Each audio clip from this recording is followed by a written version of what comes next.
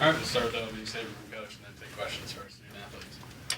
Yeah, well, proud of the group for this one. That was it's never going to be 40 minutes as a coach, I think, but you're always trying to get as close as you possibly can to putting a full game together. But to lead really from start to finish for us was what we wanted. We wanted to come out with a lot of energy and, kind of control pace, tempo. I thought we had a good game plan going in that these guys did a great job of executing. Oklahoma State's a really good basketball team, really, really good, well-coached, good basketball team. They present a lot of challenges that we had to work at and had to prepare for. Certainly we're concerned with some of their perimeter shooting and their ability to go in transition, so I thought we did a good job limiting those things for the most part. Now, they missed a bunch of open looks at times too, but I thought we were disruptive in what we did defensively. Again, to hold that team, who's one of the nation's elite offensively, to 40 gives us a great chance every single night. So I'm obviously proud of these two to my right and left. I thought they were really, really good from the start. Like the mindset, like the attack approach. Good crowd, great environment. Really good basketball game from our standpoint. I thought we put the TCU loss behind us in a good way, but maybe used it as a little motivation to continue. We have a lot to play for continuing through this season, and proud of this one for sure, and the effort from the ladies. Gia, do you think, was that as, locked in or focused you guys have come out in the game this season? I think we started a little off past couple games, so I just think that was like off this bye week. I think we just wanted to go in, and we were just excited to play, I think, and we had a lot of momentum going in. They made baskets, we made baskets, but I think we kept our foot on the gas, and I think we just never, took it off. So I think that we made shots, we made a lot of reads. We still got to take care of the ball a little better, but I think we came out really good. I think we came out with the right mindset for sure. And then was it just a bloody lip for you? Yeah, I had a busted lip, yeah. Gia, you often hear like scorers and shooters, they'll talk about the importance of making the first shot. What about banking in the first shot from three? What does that mean for your confidence?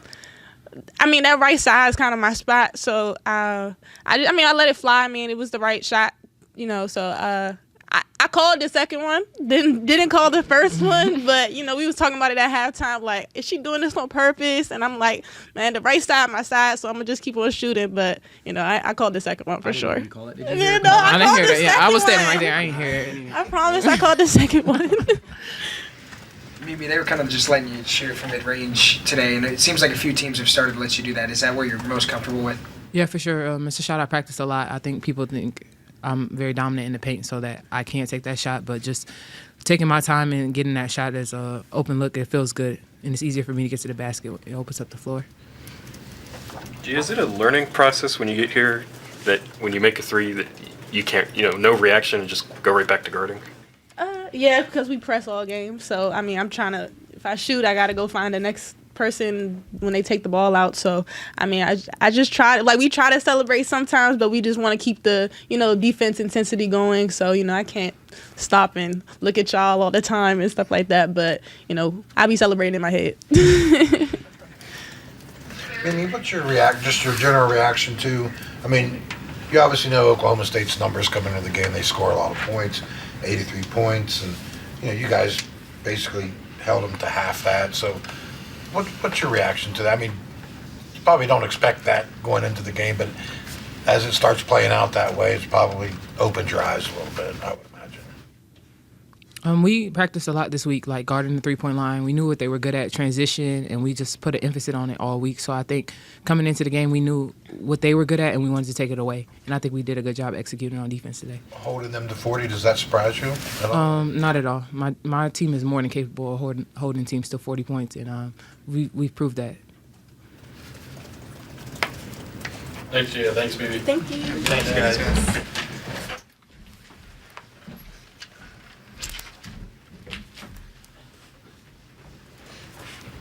Questions for Coach? So, Coach, you hold them to 5 in the third quarter. It's the fewest you've had a team in a quarter this season. What was kind of just like the thoughts going through that third quarter, how your defense played?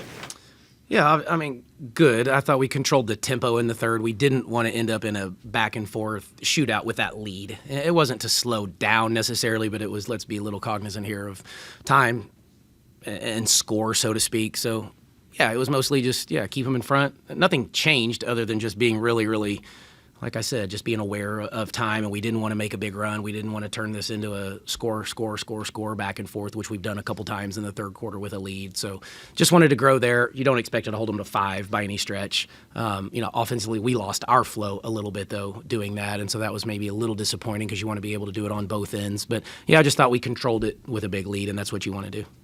Mark, that first half, obviously you guys were making shots, forcing turnovers as well. What do you think allowed you guys to stretch out that lead early on and also shoot 67% from the field in the first half? Yeah, I mean, mostly ball movement, and then understanding what we were trying to do and the spots on the floor we were trying to attack going into the game, and then credit the player. They made the right plays. I thought Carter and Mimi were pretty good early.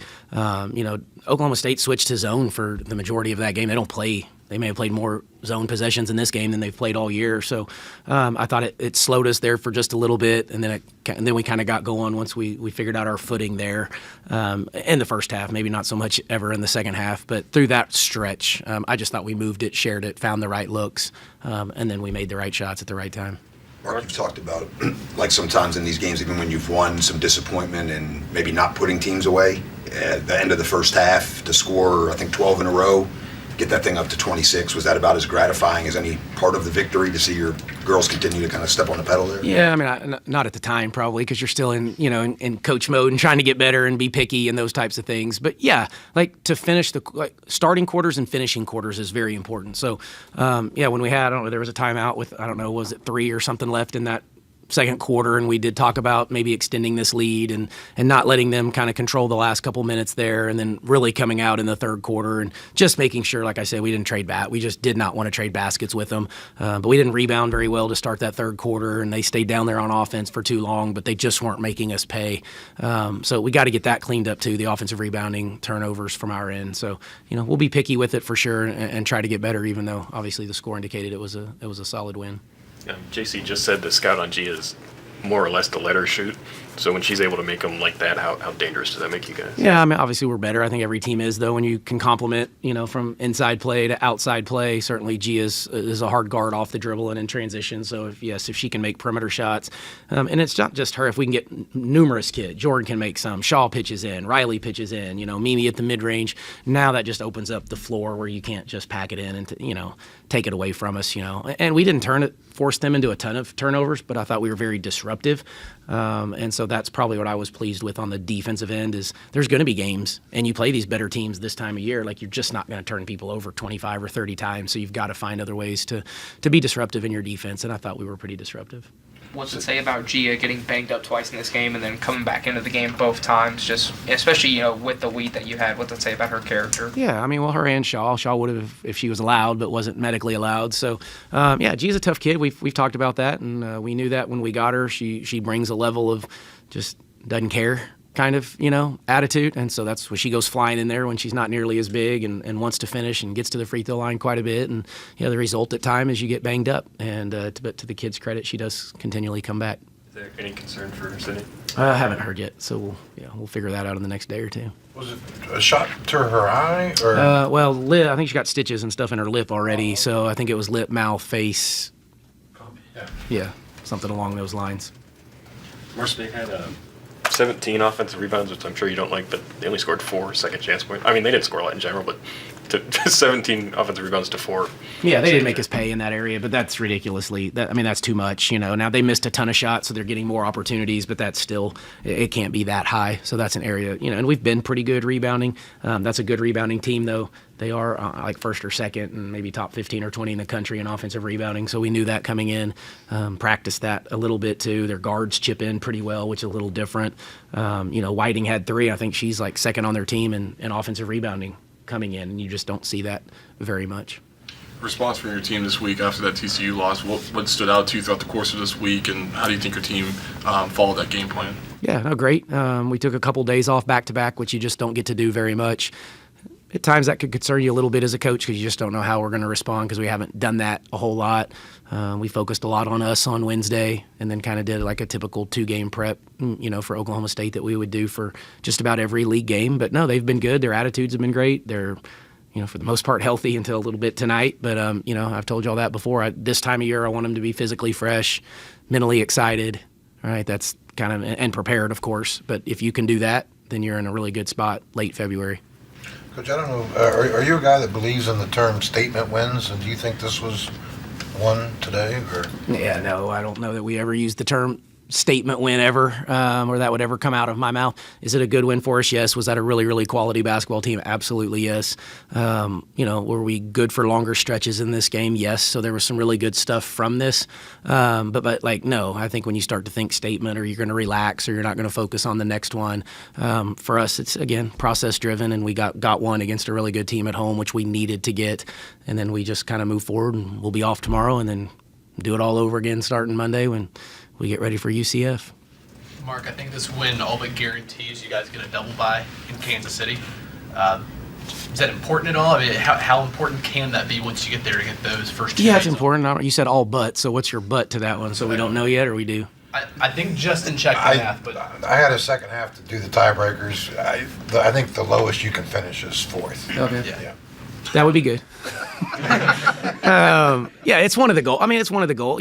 We still want a Big 12 title, right? And we don't care if TCU were to lose and we have to split it or some, multiple way. We don't that's still you're still a Big 12 title. So that's goal one, is always to be a Big 12 regular season champion. And then when you get done with that, there's some other ones, like obviously getting a double bye in your Big 12 tournament. We've talked about all the other stuff too right now with, brackets and seedings and those types of things, which, again, not too overly worried about that. We really just want to win the next one, but we do understand all of those things, but we've put ourselves in a position to get to talk about it on February 21st. So that's maybe the most exciting piece, is we're talking about Big 12 titles with 2 games to go.